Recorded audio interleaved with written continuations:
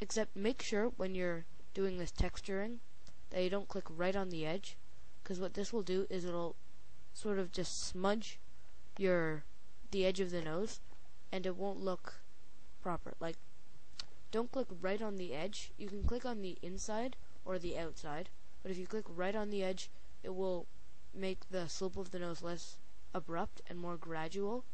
So as you can see, if I click, then it just sort of flattens that area, and that is not what we want at all.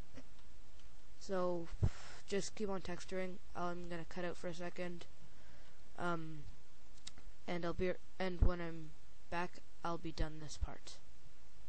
Okay, so once again I'm back, and I just realized my screen recorder does not perfectly record the image quality that I'm seeing with my own eyes, and the gradients look very, very weird when you're painting them in the video, so don't pay attention to that. I'm sure yours will turn out far better. So basically, while I was texturing, I also decided that my nose was far too fuzzy, and I used the blur/sharpen tool, set it on sharpen, and sharpened up there a bit, but that was just me. And so now we're going to move on. So what we want to do is, again in our layers dialog, we just want to click on this double icon to duplicate our layer, and we're going to go colors, colorize. And this is the part that a lot of people like because it makes the big jump between human and avatar. Before we were just shaping the face, now we're actually coloring the face. So set the hue to something about 250 about, and the saturation to about 50 should be fine. Yeah, lightness should be about 0. This should be just a purplish blue color. It's actually a lot more purple than a lot of people would think, but we're going to edit that in the next step. Yeah, so about like that. Click OK. Use the settings that you think are best. It's your product, not mine. Then go colors, color balance, and then set it a bit more cyan. Okay, obviously not that much. As you can see, it made a huge difference. But yeah, just keep editing the color levels to set it more cyan and less red, bit more blue, bit more magenta.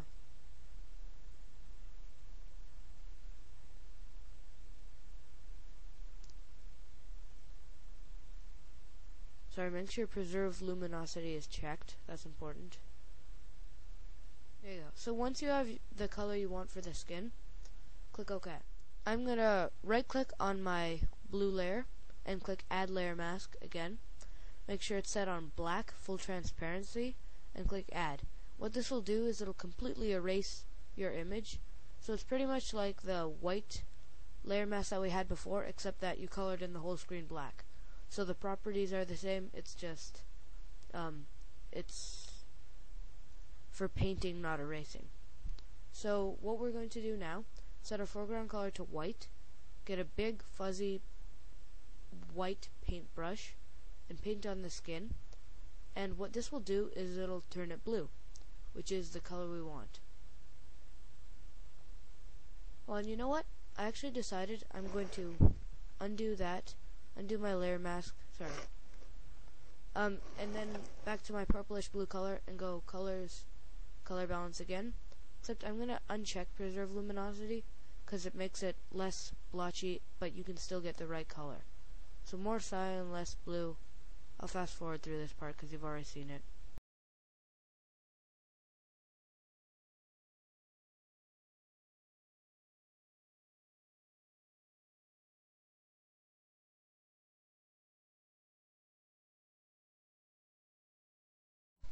So now we're going to repeat that. Right click, add layer mask, black full transparency, add, and paint with the white brush.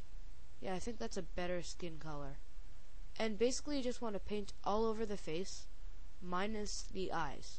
So the lips, ears, where the eyebrows used to be, nose, everything except the eyes.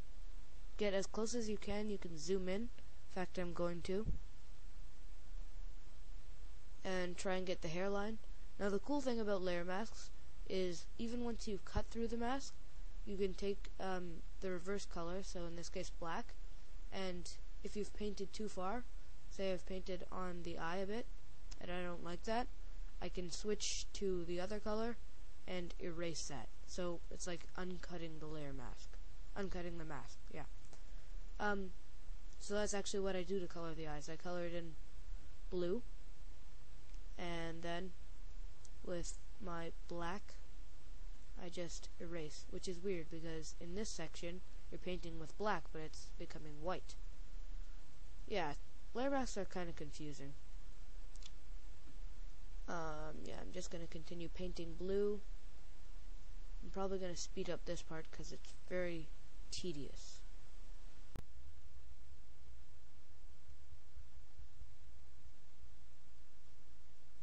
Okay, so I've painted most of her face blue, and as you can see, well, you can't see it, but I've been using a fuzzy brush for almost the entire face. Actually, yes, the entire face.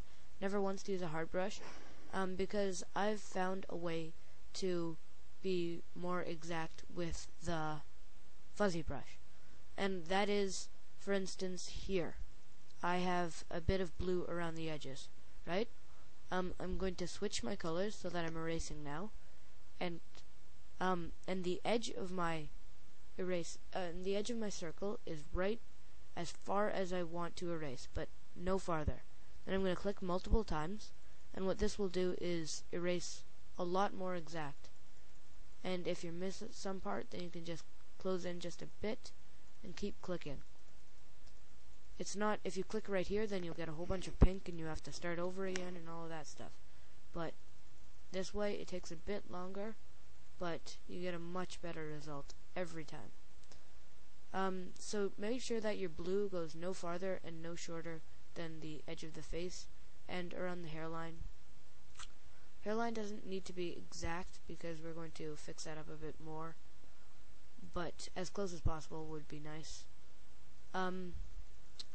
So yeah, once you've painted her face blue, what we're going to do is, once more, we're going to duplicate the original layer, which is our, like, flesh and blood, not blue layer, and right-click on our blue layer and click Merge Down. And again, this will apply the layer mask and merge down the layer.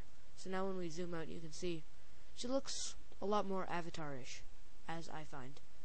Now the edges, you can see, are a bit fuzzy, so you might want to fix those up on yours. But mine, I'm just going to keep going because it's for a tutorial, not for anything else. So right now I'm going to take my paintbrush, set the foreground color to black, and set the mode, the paintbrush mode, and the tool options on, what was it? Soft light, I believe. Yes. And then I'm just going to, using my fuzzy brush, paint on the lips a bit, because it is, okay, maybe that's a bit much. Oh, I forgot a step, and that is to make sure that you lower the opacity to about 30%. And then we're just going to paint on the lips, because Navi lips are actually a bit darker than the rest of the skin. Like so. Doesn't need to be that much darker. In fact, mine is actually a bit too dark, but you get the picture. Now we're going to duplicate our original layer again, and go colors, colorize, to a yellow color.